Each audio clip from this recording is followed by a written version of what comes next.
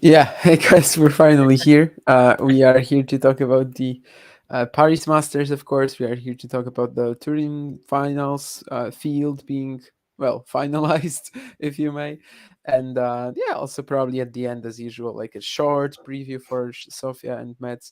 But anyway, Mario Novak Djokovic wins his whichever Masters title, 40th? 40th, is that right? 40th. Yeah. 40, yeah. So, are there any like real storylines coming out of this anymore, or is it just Djokovic wins another title, and the guy is 30-1 since was it since Rome? Like since no, Yeah, you're right because he won the French Open, yeah, and then the only loss was at the infamous Wimbledon final, and then yeah, he hasn't lost ever again since then because he won in Cincinnati, U.S. Open, and now in Paris. Also, he played I think 34 or 35 matches on hard in 2023 and lost only once. And not even in a very big event because it was yeah, in Dubai, so 500 right after winning the not right after, but he was fresh off the Australian Open title. So yeah, basically seems like he's basically unbeatable on especially on this surface this year. Yeah, overall he also found the chance to play even some more Masters events, for example the Cincinnati Masters, due to the fact that last year wasn't able to enter in the United States, for example. In fact, he won five big titles this year. He hasn't won so many since in a single season, so since 2016 when he was 28. So he's having a fantastic season. And also yeah, during the intro I read about Dimitrov, so close and yet so far, but we can also say this about Djokovic, telling the opposite for this week. He played three, let's say, tight battles because they went, very, very close, three setters. So he's kind of been quite close to losing in terms of the score. But still yet so far, because yeah, probably the semi-final he was playing very average level at some moment of the match. He seemed not fresh physically, and Rublev was really blasting the ball, playing very, very well. Probably there's been just a moment, that 4-5 game, but overall, even because when the level has not been very, very high from the baseline, the serve came and really helped him. Serve that really became very, very underrated weapons, especially in this last few seasons, when he has not very good days from the baseline, which is his usual comfort zone. And then he is now able to really serve very, very well and clutch in important moments. First service was, especially from the due side of the court, was very, very effective because he can play with yeah, with the same precision, both the slice or going close to the tee.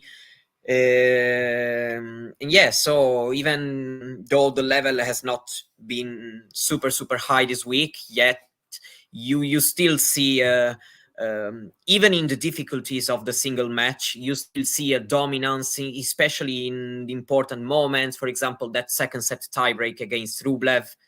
uh, Maybe one point, when Rublev was down 3-2, he could have maybe come to the net, but overall he played a very, very, very good tiebreak. And yeah, he's always able to make the differences in these moments, especially against the kind of players he faced this week.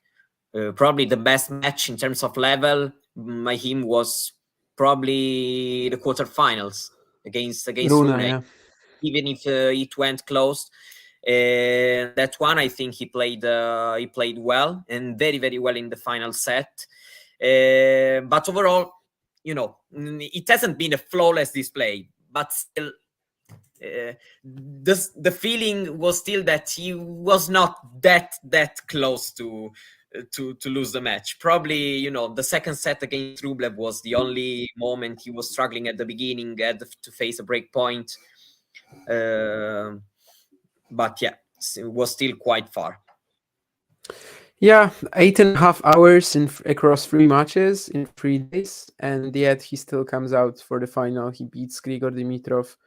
I honestly was a little disappointed with how Dimitrov just never really made it interesting, but I guess we'll get to that later. But yeah, Djokovic just keeps racking up all the records. Basically, he is now like almost guaranteed to finish number one. He only needs to win one match in the group stage of the ATP finals, which we're probably going to talk about later as well, about Yes, the and also, finalized Turin field. also Alcaraz Mhm. needs to win the title Yeah, unbeaten. So yeah, let's say Alcaraz. Well, we don't know who's gonna play first, but like, let's say yeah, Alcaraz loses on the first day, then Djokovic doesn't have to do anything. Yeah, of course. yes, exactly. Provided that Alcaraz wins all his matches, Djokovic will only need one win in the group stage anyway. So it seems almost done, and it would be the eighth year-end finish of year-end number one finish. Of course, that's a record. Seven was already a record, and yeah, even just looking by percentages, this is actually one of the best seasons of his career at the age of 36. In 2011, he had 92% win percentage. In the year of 2015, he had a Yeah, it's only 93%. taken a little bit lower, but that initial stretch of the clay season when Yeah, he lost to Musetti in Monte Carlo, and the only tournament in which he hasn't reached at least the quarterfinals. And then was the loss against Lajovic. But yeah, since then he came back to the level he can show, and yeah, having yeah, and more I than guess I 90. guess that's something that differentiates it from the 2015 and 11 season. Well, for one thing, there's less matches here. I mean, the last few years he's scheduling himself very sort of Mhm. carefully, about 9 to 12 events a year, but he still wins 4 or 5 or 6 titles every single season. Yeah, And basically in 2011, 2015, he had a great win-loss record on clay, 16-1, 17-1. Now, yeah, it just clay that kind of brings it down. Off clay this year, he is at 40-2, I believe. So, yeah, yeah, just ridiculous stuff, really. And oh, actually, sorry, 39-2. yeah, and And even on clay, he yeah, still other has than been that, to win the French Open. So yeah, it's and he's even still on the French, of course. Yeah, absolutely. The clay brings down the win-loss record, but it actually still gave him a title. And there's no conversation, like even if Alcaraz wins the ATP finals, there's no conversation in terms of best player of the year. I don't think there was ever really going to be one. Just because when someone wins 3 slams and the other guy wins one, yeah. But of course, for Alcaraz, it's amazing that he got that final win and that he stopped Djokovic that's for from sure. getting that calendar slam, which honestly was very doable for Novak this year. We of course cannot really know what would happen at the U.S. Open if Djokovic wins Wimbledon.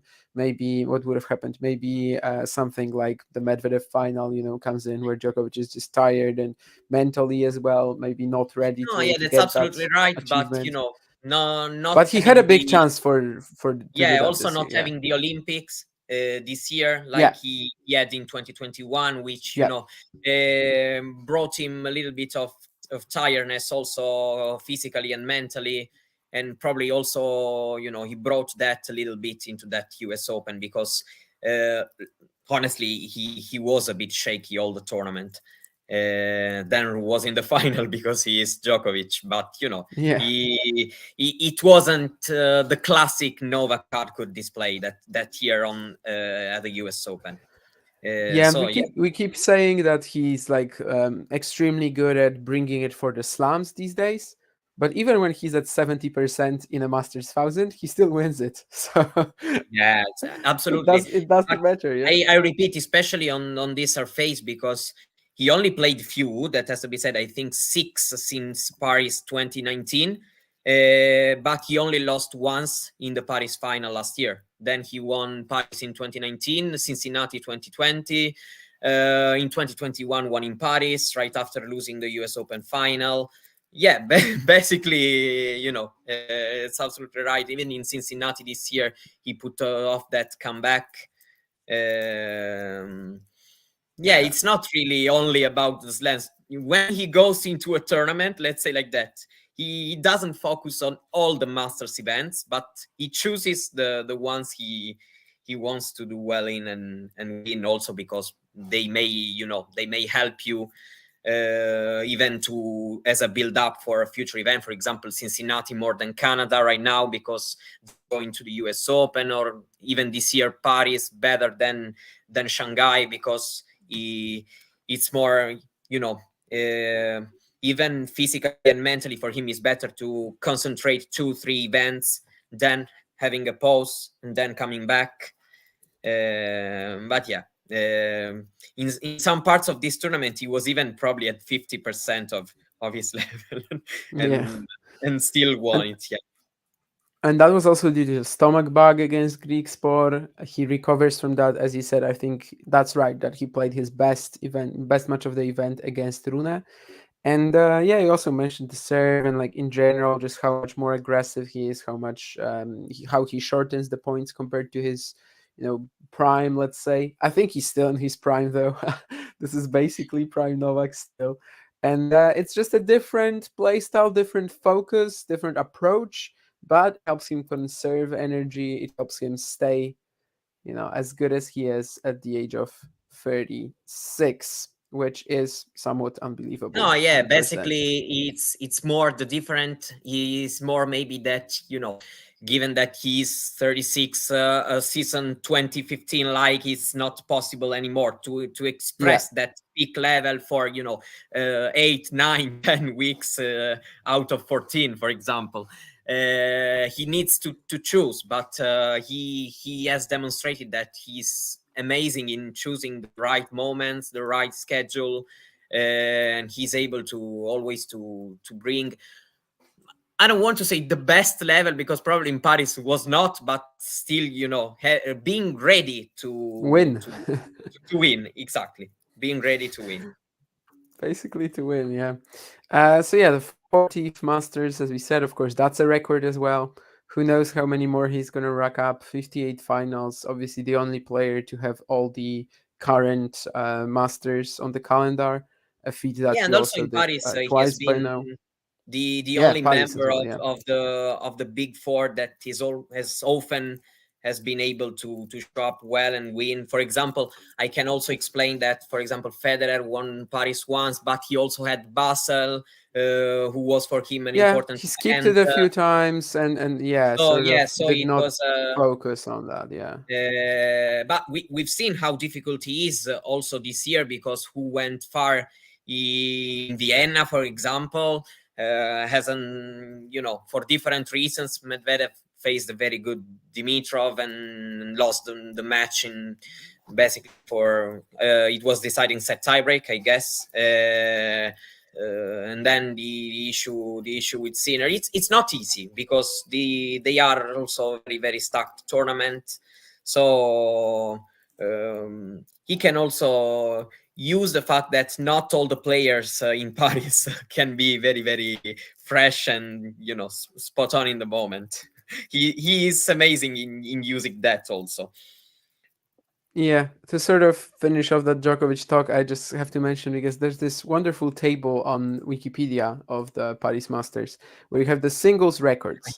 And so you've got most titles, most finals, most consecutive titles, most consecutive finals, most matches played, most matches won, most consecutive matches won, and most editions played. Guess how many of these achievements aren't held by Novak Djokovic? You already know every single one of them. Yes, a big fat zero, and even the ones that aren't really related to winning, like most editions played, most matches played is related to winning, but yeah, Yeah, he just a big holds everything at that event. He's by far the best player ever in the history Yeah, of the Paris Masters. it's like when there was that stat after Wimbledon that now he is also the players who lost the most Grand Slam finals because Yeah, of course he played the most, he won the yeah, most, and he also lost the most.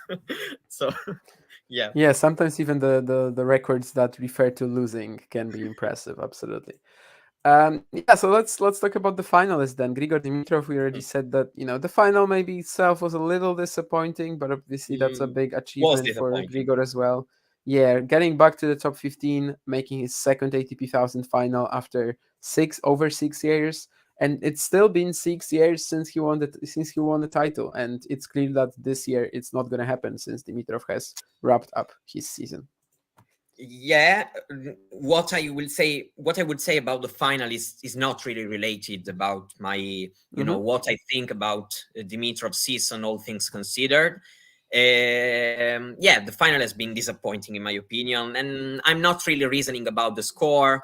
If someone told me 6-4, 6-3, probably watching the match between Djokovic and Rublev, I maybe was not that confident, but I could have believed that.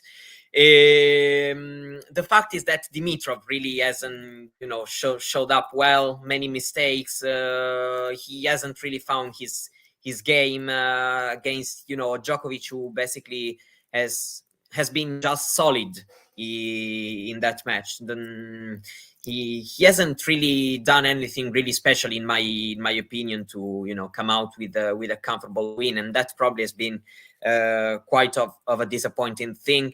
But we can't focus just on this and say that a very very good season for Dimitrov. Also a lot of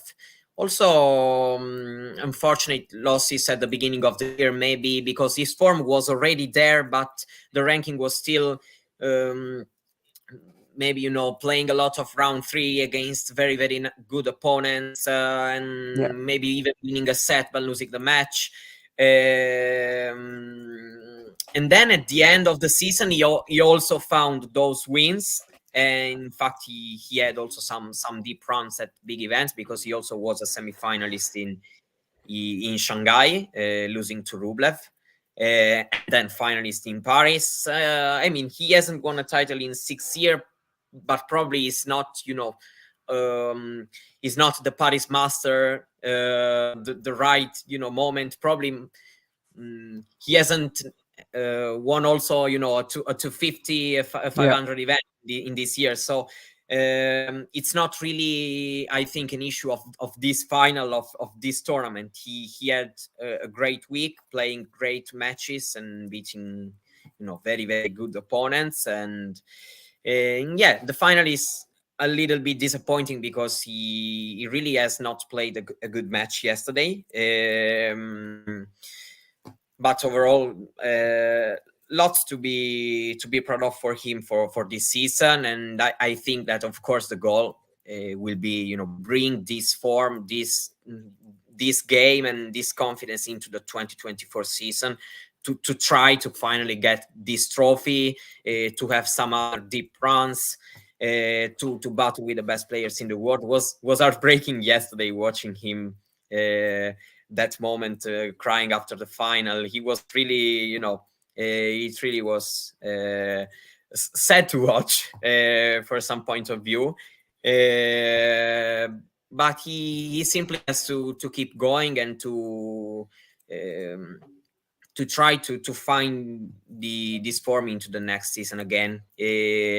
Consistency across different seasons has not always been his biggest weapons, at least in terms of those runs, even if his ranking has been more or less not lower than than top 30, but we know that he can do more. This end of the season has shown that, and given his age, I think that next season is going to be very very important for him to bring a nice level, to try to finally get one couple of trophies, even at lower categories tournaments, and to try to still be very very competitive against the best opposition in the world, because he can belong. Yeah, and you're right that at the beginning of the season he was constantly playing all of these top guys. I mean, this guy, out of 21 losses this year, 15 of them are against players who are in the ATP finals. So that kind of says it all already. Basically, in the latter half of the season, it was only this one against Jesus. I'm forgetting it now. Obviously Sinner, against Beijing. Evans. Evans. I mean, yeah, The the only the disappointing loss, let's say. well, not the disappointing one, but one that that wasn't to a player who's Yeah, not in yeah, the ATP that's what I finals was field. meaning. Yeah, That's what I mean. Yeah. disappointing in that sense. So basically, since the Geneva final, which was his first final in over 5 years, the Yeah. only loss that he suffered not to an ATP finals contestant was against Evans in Washington. Yeah, Yeah, even that I final, mhm. playing Jari in Geneva is not that easy of a task. Oh, So definitely not. I thought Jari was I thought Jari was the favorite there. yeah, Outdated clay. I thought the same, honestly. Yeah, So yeah, I don't think you can be that disappointed about it. I agree with what you said that winning Paris it would be kind of a big task given he hasn't won a title in so many years. But at the same time, he's had a number of results that are sort of equivalent to winning a title. He's had two Grand Slam semifinals since, no, only one, sorry, since, but yeah, well, a Grand Slam semifinal since a Masters 1000 final now. And yeah, it's just a matter of like coincidence, honestly, and also maybe not focusing on these 250s. Like I was always under the impression that he should be, for example, competing in Sofia more. Of course, this year it would have been really tough. I mean, he probably withdraws from Paris anyway, but that's of course an event at home that he won in 2017. Only played it once since. We're gonna get to Metz and Sofia like a bit later, Keen. Probably. Well, I don't know. Actually, I will look at the draw and then tell you. I haven't really thought about it yet. But yeah. Speaking of Dimitrov, just to touch more. Did think that this might be his chance, mostly because Novak could have been really tired for the final. Of course, yeah. as it turns out, he managed that well. So maybe a little disappointing, but as a whole, this season was just incredibly good for Dimitrov. Probably his third best ever, maybe even second. Like that's kind of debatable. But yeah, at first he was just getting into these matches with top players and losing them all the time. So like, okay, bad draws, but from time to time, if you're Grigor Dimitrov, you still want to get that win. And that's what he did at the end of the year. He beat Alcaraz to make the Shanghai semis. He beat Medvedev to beat the Paris final, to make the Paris final. Beat Tsitsipas as well this week. So only positives really to take from this week. I think if you just look at it, in a couple of days, in a couple of weeks, when he sort of reflects on that, I think you should definitely see the positives in it, 100%. And yeah, he lost to Novak Djokovic in his second ATP 1000 final, so you cannot really be angry about that either, I guess. And yeah, I think Novak probably didn't want to withdraw from the doubles, but the stomach bug that he had was probably the main factor. Probably yes. Given that fact, probably he thought that couldn't have been able to do both things, at least in the way he wants to. Yeah, And but and he he also do- the he does do it sometimes. Yeah, I mean, like the Olympics was probably the only moment when I was like, yeah, but it was a uh, totally different story. yeah, I just felt very sorry for Stojanovic and Yeah, yeah, and for her basically having to skip the biggest match of her life because Djokovic withdrew without an apparent injury, it seems. But well, that's a topic, of course, for another day, and it's totally his right to as well. And yeah, otherwise in Paris we had the sort of last um, possible contenders for the ATP finals eliminated. In the end, it's the I mean, it's the field that we were expecting, right? Zverev, Rune. Was there like any real drama, excitement along the way, given that for a while Hurkacz, Deminor, Kachanov, they were still basically alive, but did any of them actually threaten to get to the Turin field? for me, let's say that for me, most of the excitement of this battle ended Mm-hmm. basically with the Basel final. Because let's say that after that loss, Surkac really needed to do very, very better than win, a couple of rounds more. And then, also the draw Rune had was not that impossible for the first two rounds, second and third. Well, Uh, it was at first. It was supposed to be tough because there was yeah, Wawrinka, Arnaldi, but eventually it was, of course, team. And then in the third round, he could have played Fritz or Fields. So that's why we yeah, thought that, no, no, okay, no. so That's maybe Rune actually, is yeah, not actually getting was. to the quarters. Yeah. But still, then in that moment, I also felt that Urkac maybe was not also not that fresh to do it, even if indeed he won some matches. He won 3 matches in Yeah. Paris, so did a decent job. Also, brought Dimitrov to a third set after that. That unfortunate first set, he lost 6-1, and then tried to what he could have done, in my opinion. Not Yeah. and the regrets are not in this final stretch of the season. Let's say like that. If he has some, Definitely not. No. if he has some regrets, it's for sure from the first part of the season. Maybe Yeah.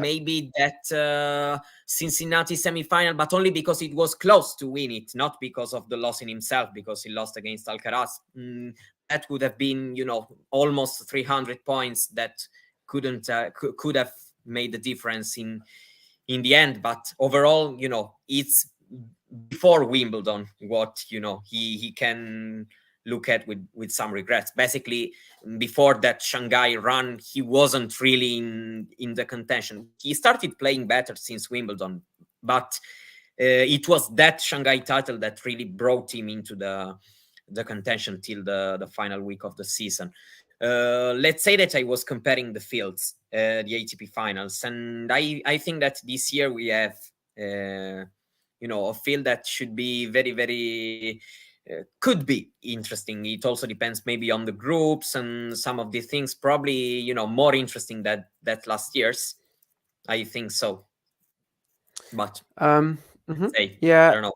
The as for the race, like against with Hurkacz, you're right that the Basel final was a big hit. He was also struggling physically there Yeah, already. So yeah, I basically am also of the idea that we cannot blame him for anything that happened since Shanghai. He gave it his all. He gave a very good effort despite the physical intensity of the last 3 weeks clearly being hard on him. So that's kind of normal. And yeah, I think it was just an absolutely fine attempt from him. But 200 points to sort of to sort of depict how tough it is to regain them is that for the quarterfinals in Paris, you get 180. So to get as many points as he could have done by winning Basel, he actually had to get to quarters in Paris and something, yes, So exactly. and change. So yeah, that's why it was really tough. He still made me believe that maybe it's possible, but yeah, against Dimitrov, he was definitely running out of steam. Against Korda in the opening round, he was running out of steam at times. So to still go through 2 matches after Yeah, that that's and true. actually play some very short encounters against Cerundolo and Bautista Agut, and not very short because they retired or something, very short because he just blew them off the court, sort of. That was really good. But yeah, that was the real possibility of the ninth player getting in. The Minor Kachanov, it was always more of a theoretical thought. But if the Minor won the title, if Kachanov won the title, then maybe we start thinking about it. Of course, Zverev was scared enough that he actually entered Sofia, only to withdraw from it right after. But obviously, that was what he The needed to do. That emergency exit. it was. I, So I at read first this. it's an I read emergency this in Twitter. substitution, It's and not then mine. okay, that's good. I wanted to praise you. So He entered thanks to the it's a emergency shame you admitted it. substitution. So that was, And enter yeah, and exited with an emergency exit. That's good. Yeah. But of course that's what he needed to do. yeah. That It at was times obvious there that are he's so not gonna many play rules Sofia. in this regards that at times I even Uh-huh. forget about them. When I first read Yeah. about emergency substitution, I was then I got it what was why it was. But since it's not usual, there are even some rules that you even forgot that exist. Yeah. I think it was used at some time this year, like sometime earlier this year, when I actually learned what it is. And Mm, then yeah, when I saw that there was an emergency substitution, I was like, oh, okay, so probably Zverev is going to take it because, well, if yeah, he exactly. needs to, and he needed to, but then it turned out that he actually doesn't need to play Sofia, which of course gives him more time to prepare for the ATP finals. Actually, we could talk about that because I think for a large chunk of this year, we had like the top four with Djokovic, Alcaraz, Medvedev, Sinner. They are the main contenders for the ATP finals. Of course, two of them are going to be in one group, two of them are going to be in another. But who do you think is the most dangerous out of this 5-8 field? So Zverev, Tsitsipas, Rublev, Rune. Who of these guys are these top four players are going to be willing to just not see in their ATP finals group? Oh my God. It's not easy, I have to say. Even if I think that the seeding, at least the spots, are quite accurate. Because I think that, in my opinion, as for now, I still think that Rublev and Tsitsipas has something more probably than Zverev and Rune at the beginning of this tournament. Even if Rune played well in Paris, played also well against Novak. But if the conditions are as I remember, which should be fast, considering the main tour, probably for you Yeah. not, since you've been even. Okay, I get what you mean. Yeah, yeah, definitely. It's one of the fastest venues on the main tour. Yeah, But yeah, probably Rune getting there, playing for the first time, can maybe struggle a little bit given his brand of tennis. Even if he's able to be aggressive, he is very aggressive a lot of times. But probably it's not, I don't know. I'm trying to do some to have some thoughts now to, yeah, probably let's say that Rublev is playing very, very well. We've seen it. He's playing consistently. Last year, he had uh, a good run, even if ended badly with an horrible semi-final performance against Ruud. But the group stage, he played very well actually, even there, beating Medvedev and Tsitsipas. Even if for example, Medvedev was another player, then probably he was really really low on form and confidence the last year. Mm, yeah, but I would say that I think that the spots, the pots for me are pretty accurate.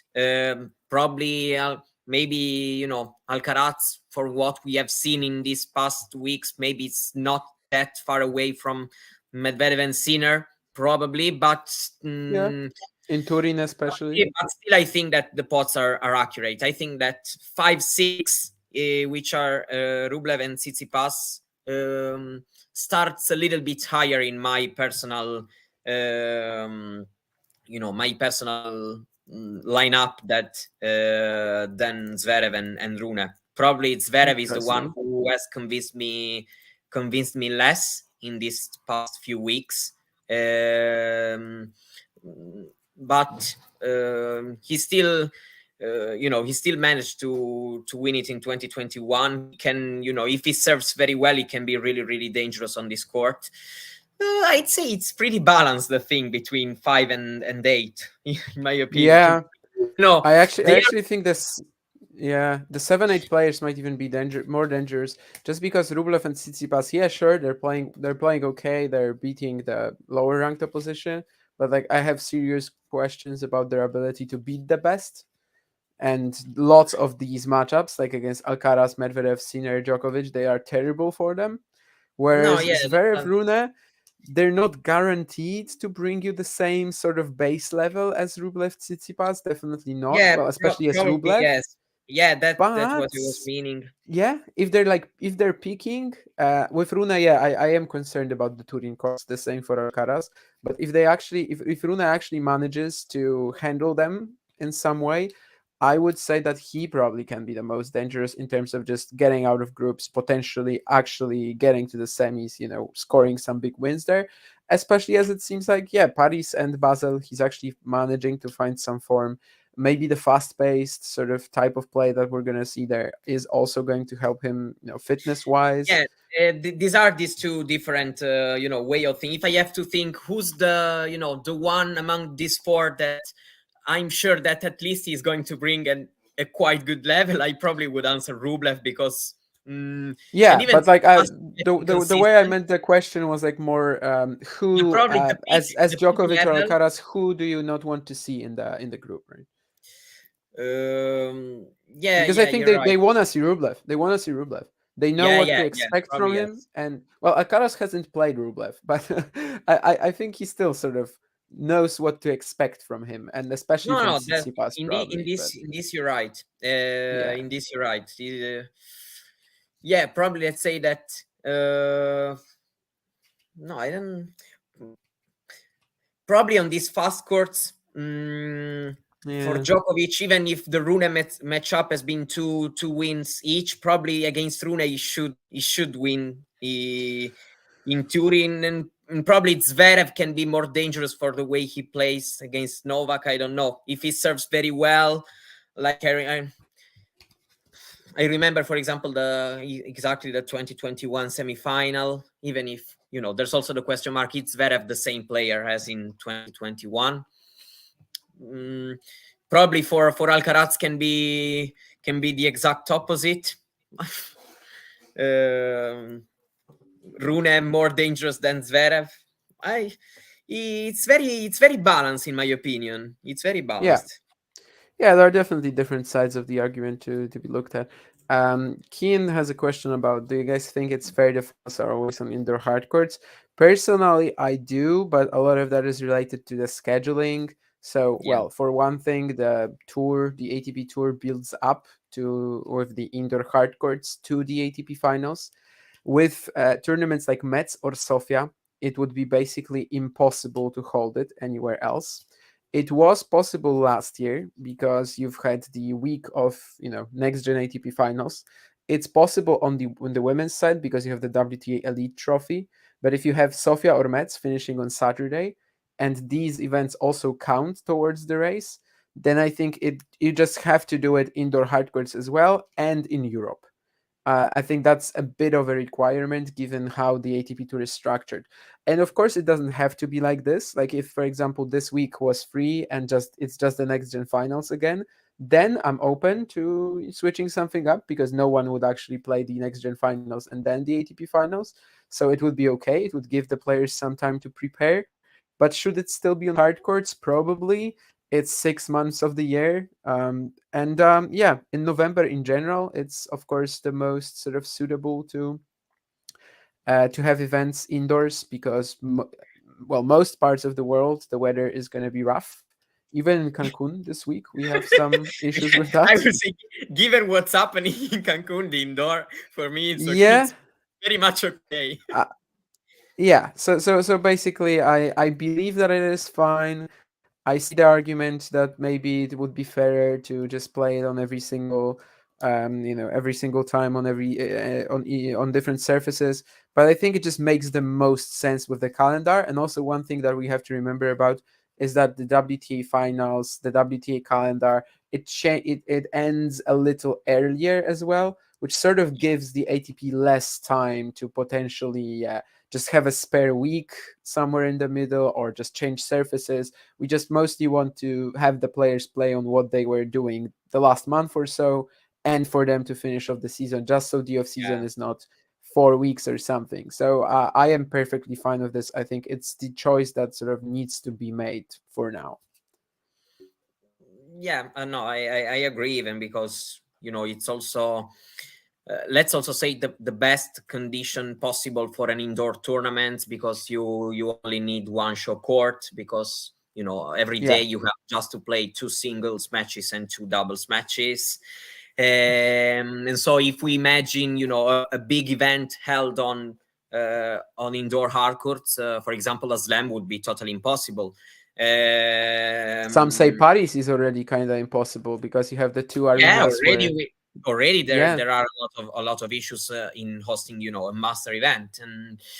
and so I am yeah, I am quite okay, even because the indoor conditions are not that, uh, it's not like the outdoor hard courts, which are basically, expanded their presence in the calendar that much. I'm okay with that. Let's say I find it also reasonable, considering the part of the season we are in, the fact that we are in Europe, then that we are playing some indoor tournaments. It's kind of a swing of the year, and I'm fine with that. Yeah, we chatted about the 5-8 players for the Turin race. There are actually this 1-4 as well, and we have this in the title, so I think we should touch on that. Can anyone stop Novak Djokovic? Is he the one who will benefit from the Turin courts the most? And how much of a favorite is he for the ATP finals? Is it him and then the rest, or is he part of the main group of contenders? Oof. No, I still would say that, in my opinion, he is the number one. Probably, given in the field, there's someone that can be dangerous. Or probably, I'm also very much okay with, also, for example, the idea of having him winning, but not as unbeaten.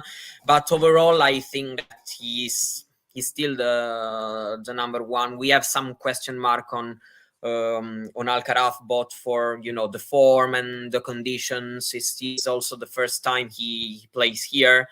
Last year he hasn't played due to the injury. Medvedev is still playing at very solid overall level, reaching finals, but he's probably is feeling a little bit the fact that his season started super super super strong, and he's not the Medvedev of the first 4 or 5 months, in my opinion.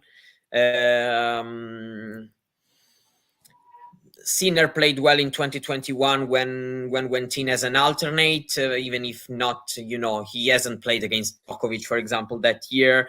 But he did well, so I think that he should be fine with the conditions. He is in form.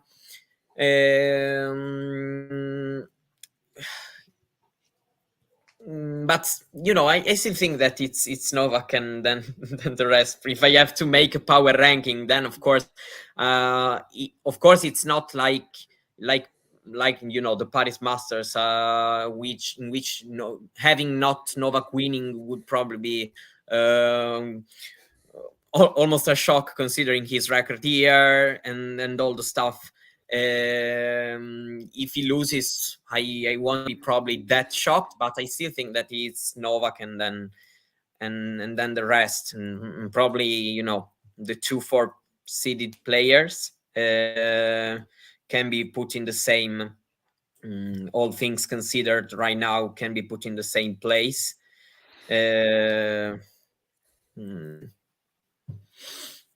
Yeah, Rune can be dangerous. Let's see if he adapts well.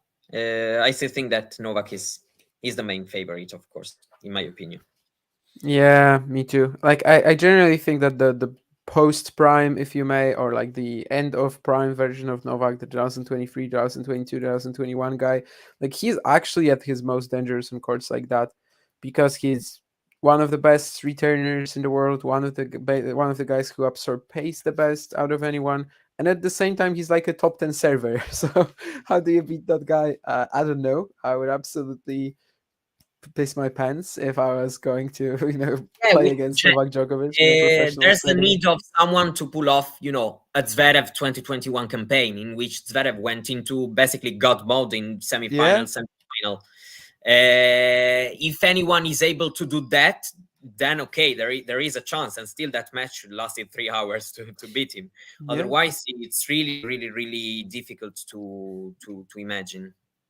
Maybe someone has a chance if they just make it like really serve oriented and sort of match how well Novak will be keeping the points short and blasting his serve. But yeah, I don't know if this is doable. I think he has a pretty significant edge ahead of the 2-4 players. Well, whereas I'm not quite sure who's the number two at the moment, just because, Alcaraz lost to Safiurin. That's fine. Anyone can lose to Safiurin on a good day.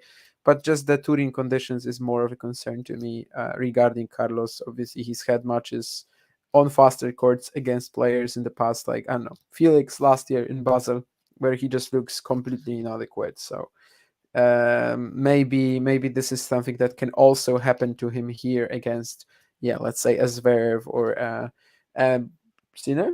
Yeah, I guess Sinner against Alcaraz right now in Turin would probably be the favorite or thereabouts. Yeah, what else do we need to talk about? Anyone else from the But I Paris wanted draw? to ask you about Uh huh. these top four players. What kind of Yeah. combination in the group stage would be Oh. more interesting in your opinion? Uh huh. That's a good one. Because I probably would go with Djokovic Sinner because I want to watch this match, and probably Alcaraz Medvedev this time. Even if for a lot of for most part of the season we always said that probably the opposite was the most interesting, Alcaraz against Yeah. Sinner and Djokovic against Medvedev, but I don't know, I'm probably leaning towards this solution for what I would like to watch. I get. You actually kind of convinced me because Djokovic Sinner. Yeah, I would like to watch that right now. Whereas Medvedev Djokovic, I have this PTSD from the U.S. Open final, and I kind of don't want to see this matchup ever again. But yeah, I guess I would just like to see Alcaraz Sinner and Djokovic Sinner. Whereas the matches with Medvedev, I would want to see Alcaraz Medvedev, but Djokovic Medvedev right now, yeah, I just am done with it honestly, and it seems like Sean is as well. So yeah, from that reason, I would probably have to say Sinner, Djokovic, and Alcaraz Medvedev then, and Even if then the past rest. conditions can make the match, can probably make the match better between the two. Yeah, Last year it was a dead rubber. It didn't really mean anything. Probably the faster the court is, the most interesting that matchup can be, probably. that's sort of true. Yeah, so I would probably go with yours, Djokovic Sinner and Alcaraz Medvedev, Yeah, but but then just I because would wish for an Alcaraz Sinner in like the latter stages of the event. Um, Yeah, that's right. But probably in the group stage, yeah, I would prefer to watch the, just because, for example, even regard Sinner, in these past months we saw him against Alcaraz in Beijing, beat Medvedev twice in two finals, and I want to, for example, to test him against Djokovic in yeah, these conditions. I would be yeah, yeah, interesting in that. yeah. I like Um, I like that reasoning. Yeah, but I, al- I, but I but also I would like to see how he's going to deal with these 5'8" players, um, especially yeah. a This potential this one match against I'm Zverev and Rune. I would be very interested. Yeah, this one I don't know how I would put it if I was making the groups, of course not drawing them, but just because there's like every combination is okay. I honestly don't really think that where Rublev or Tsitsipas land interests me all that much.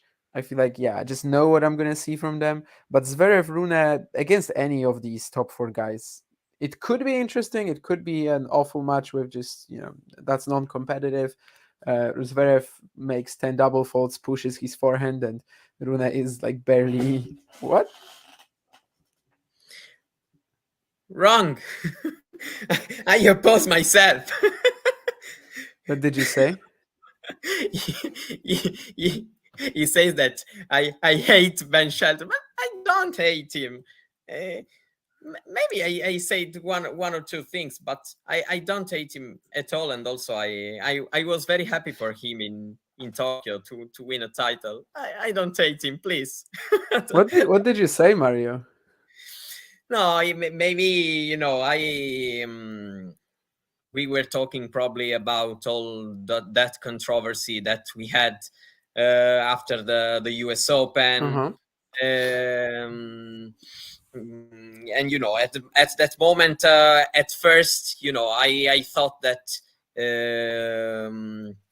he could have avoided some things, and that I was even okay, for example, with Djokovic gesture was not, I was not that. It was not that much of a scandal for me. Um, uh, yeah, just because I said that if some things are okay from one side, then can be okay from the other side. Then you also have to, there are a lot of opinions, and all of them can be true. But I don't hate Ben Shelton. I say it publicly. I have literally no issue with him. Ben No. watching right now is like, yay, Mario does not hate Yeah, me after exactly. all. Even because I'm telling you, just a little bit off topic, that I read an article Hmm. in which they were saying, I don't know how this happened. They were saying not only Ben Shelton is living a very good moment because he just won his first title on the ATP Tour, but also he was protagonist of a post by famous famous Twitter journalist Mario Boccardi. And it was actually an article of a new stuff. I don't know how, but okay. I can bring joy and happiness. It seems like that. Wow, Mario Boccardi, a famous Twitter journalist.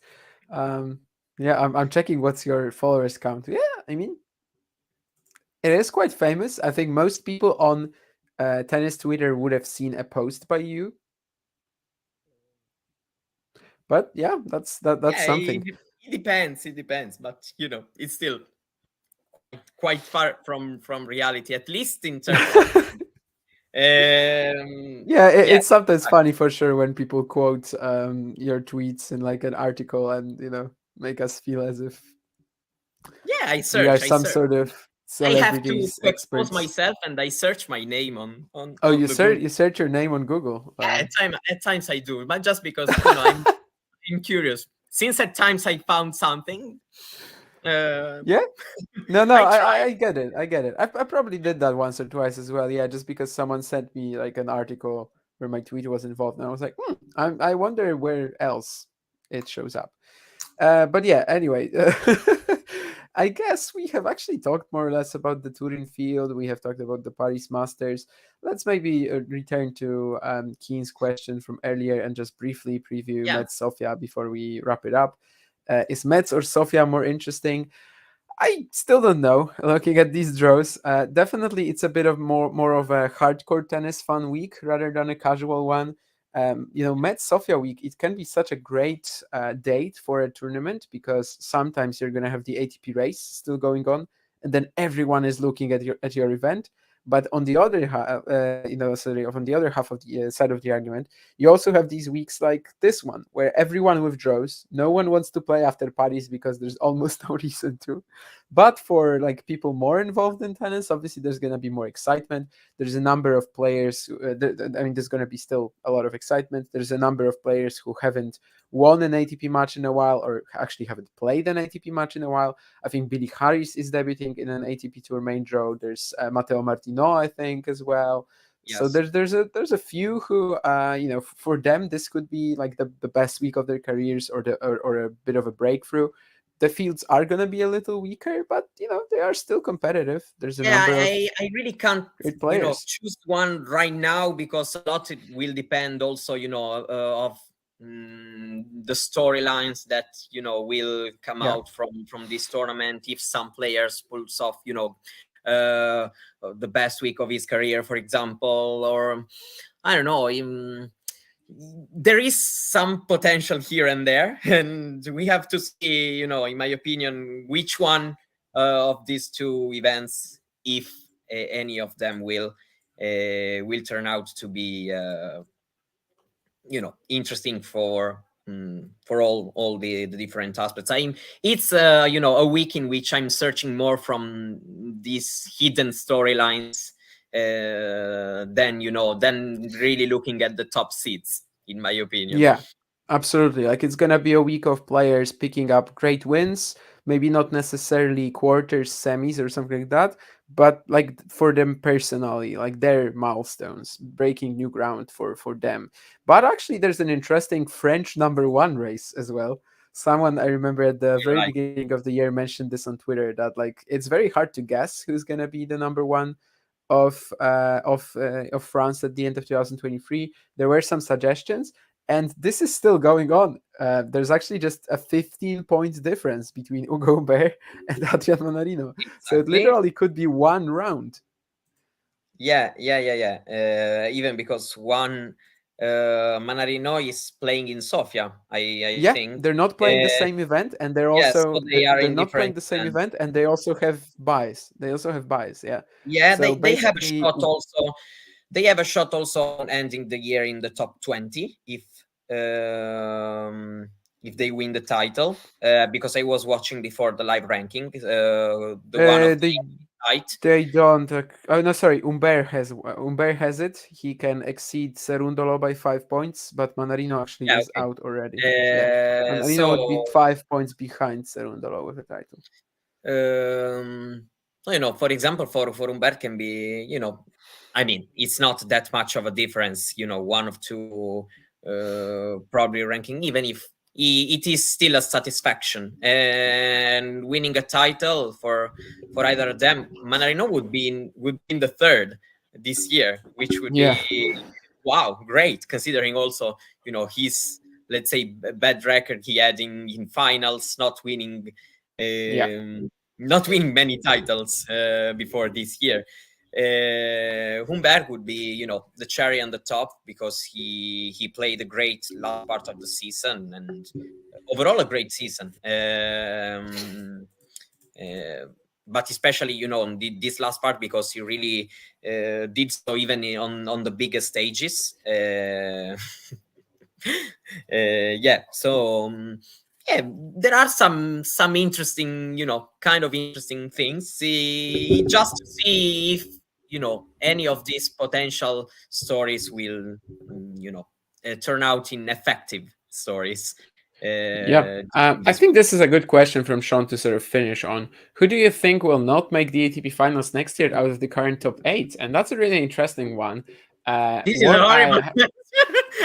Yeah. No, it's interesting. Let me Yeah, it's a think. very good one. I honestly looking at this field, I'm like everyone has to be there, you know?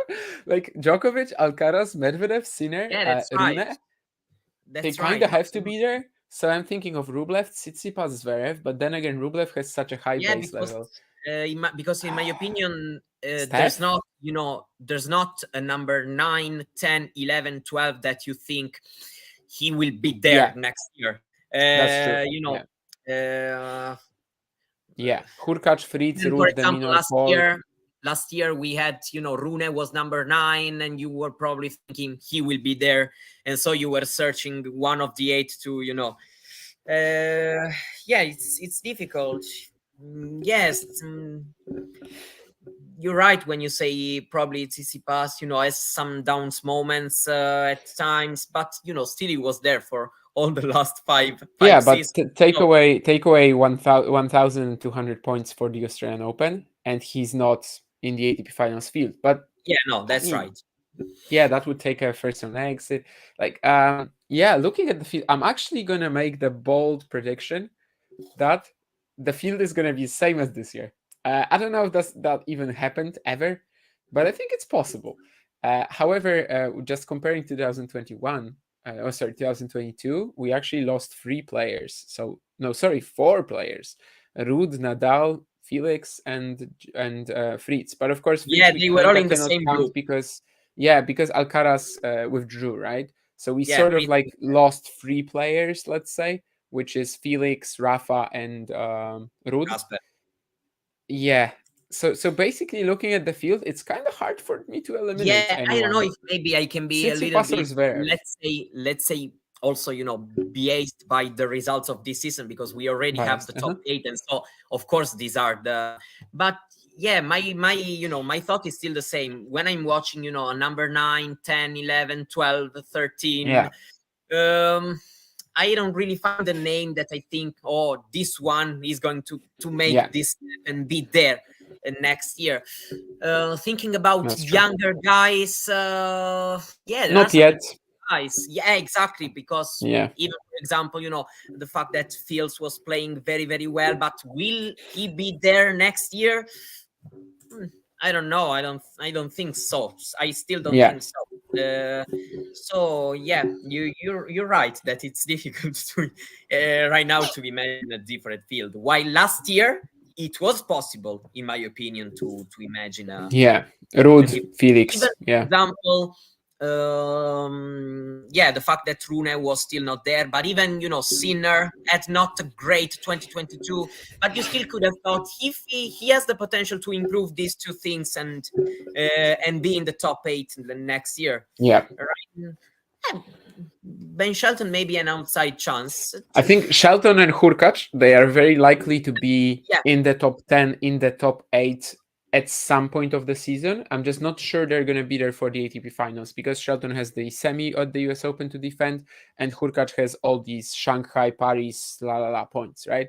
So yeah, it I will think they for might Shelton. be in the top 8 at some point of the season, but I'm not sure they are actually going to stay there until the end. So I'm Yeah, actually probably going to for stick with Shelton, there's the still a little prediction bit of the of that usual. question mark about the consistency throughout a lot of different conditions and surfaces. If he's going to be that better, maybe on on the other surfaces and not just on basically on the hard courts as like this year. Probably there's a little bit of this question mark. Uh, mm, yeah, of course. I think that he can have an outside chance, but when I think about the top eight, Yeah, this is a very strong bunch, and it's kind of hard to get inside of that, especially and as of the course eighth player is there Rune, are a lot of who, factors. For example, 2022. Let's say Zverev gets injured and suddenly is not in the top eight yeah, anymore. yeah. I mean, But if it's injury, you know, we're gonna be sort of yeah, remembering exactly. that, and like, Yes, yeah. I yes, mean, we weren't really wrong. Yeah, and especially it's hard to get into that top eight. I think because Rune was the last one here this year, and he was only really last because of the long patch of play after Wimbledon where he was injured, then lacked rhythm. But if that doesn't happen to him, he's probably higher up. He's probably top 5 or something. He was at number 4 this year, right? For a while. So yeah, yeah. basically, After I would, Wimbledon, during yeah, Canada, Cincinnati was number 4, and U.S. and Open. that's when he drops off. So it's actually very likely for him to be much higher up next year, and then it's sort of Zverev Tsitsipas there, which yeah, they could be the more vulnerable ones probably. But yeah, that's what we have for today. We've chatted about Paris, we've chatted about Turin. Met Sofia mentioned as well. Thank you guys for being here. Thank you, Mario. Lots of questions, lots of quotes coming in from Ghosty, from famous Twitter journalists. But yeah, that's gonna be it then. And thank you, Mario, again, and thank you to Thank you everyone very in the much. chat for supplying us with topics for conversation. And we'll see you next one, probably Bye after bye. Met Sofia and before the ATP finals. Yeah, So probably Saturday next week. yeah. And Should be. yeah, and bye. Bye bye.